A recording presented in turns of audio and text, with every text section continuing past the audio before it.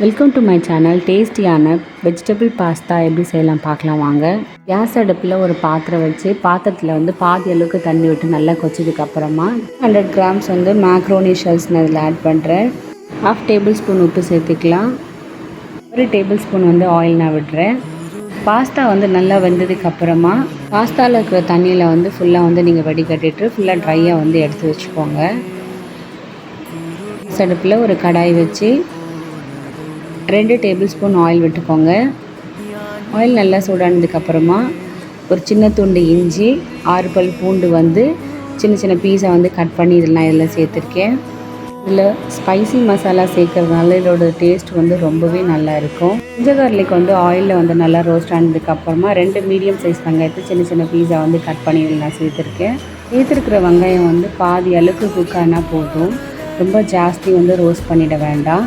1/2 table spoon நான் salt சேர்த்துக்கிறேன். Already நம்ம சால்ட் சேர்த்துருக்கிறதுனால நம்ம எக்ஸ்ட்ராவாக சேர்த்துக்க வேணாம், குறைச்சலாகவே சேர்த்துக்கோங்க. சப்போஸ் உங்களுக்கு கம்மியாக இருக்குதுன்னா நீங்கள் லாஸ்ட்டில் கூட நீங்கள் சேர்த்து மிக்ஸ் பண்ணிக்கலாம். நம்ம வெஜிடபிள்ஸ் மசாலா இதெல்லாம் சேர்த்து சமைக்கிறதுனால இதோட டேஸ்ட் ரொம்பவே நல்லாயிருக்கும். ஆனியன் ஹாஃப் குக் ஆனதுக்கப்புறமா ஒரு கேரட் சின்ன சின்ன பீஸா கட் பண்ணி சேர்த்துருக்கேன். மீடியம் சைஸ் கேப்சிகம் கட் பண்ணி இதில் நான் சேர்த்துருக்கேன். 100 கிராம் மஷ்ரூம் நீல வாக்கில் கட் பண்ணி இதில் சேர்த்துக்கோங்க. ஒரு கரண்டி வச்சு நல்லா தரை விட்டுட்டு ஒரு மூடி போட்டு ஒரு 5 மினிட்ஸ் குக் பண்ணுங்கள். மஷ்ரூம்லேயும் கேப்சிகம்லேயும் தண்ணி நல்லா விடும். அந்த தண்ணி நல்லா ட்ரை ஆகட்டும். அதுலேயே உங்களுக்கு நீங்கள் போட்டிருக்கிற வெஜிடபிள்ஸ்லாம் நல்லாவே குக் ஆகிடும்.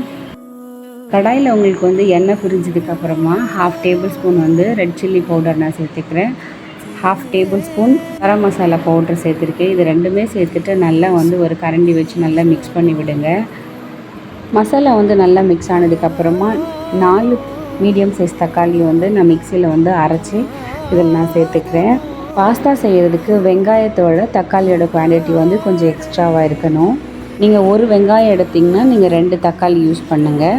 அப்படி சேர்க்கும் போது அதோட டேஸ்ட் ரொம்ப நல்லா இருக்கும். ஒரு மூடி போட்டு ஒரு 5 மினிட்ஸ் குக் பண்ணுங்கள். ஒரு 5 மினிட்ஸ் ஆனதுக்கப்புறமா மூடி எடுத்து பாருங்கள். தக்காளி இருக்கிற தண்ணிலாம் நல்லா வற்றி ஃபுல்லாக ட்ரை ஆகிட்ருக்கும்.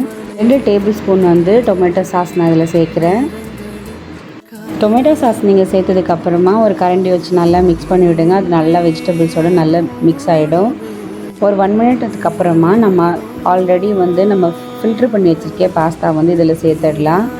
சேர்த்ததுக்கப்புறமா ஒரு கரண்டி வச்சு நல்லா மிக்ஸ் பண்ணி விடுங்க. அப்படி நீங்கள் மிக்ஸ் பண்ணும்போது சேர்த்துருக்கிற வெஜிடபிள்ஸோடு நல்லா பாஸ்தா நல்லா மிக்ஸ் ஆகி சாப்பிடும் போது உங்களுக்கு ரொம்பவே டேஸ்ட்டாக இருக்கும்.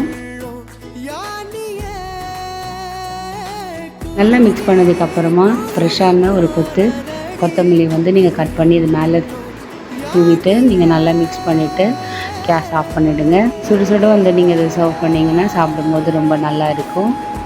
இந்த பாஸ்தா செய்கிறதுக்கு உங்களுக்கு 10 மினிட்ஸ் தான் டைம் எடுக்கும். இது நீங்கள் லஞ்ச் பாக்ஸ் மெனுவாகவும் கொடுக்கலாம், இல்லை ஈவினிங் ஸ்நாக் கூட பசங்களுக்கு கொடுக்கலாம், இல்லை நார்மலாகவே நீங்கள் இது செஞ்சு நீங்கள் சாப்பிட்லாம். இந்த வீடியோ பிடிச்சிருந்தால் லைக் பண்ணுங்கள், ஷேர் பண்ணுங்கள், சப்ஸ்கிரைப் பண்ணுங்கள். உங்கள் ஃபேமிலி மெம்பர்ஸ்க்கும் செஞ்சு கொடுங்க.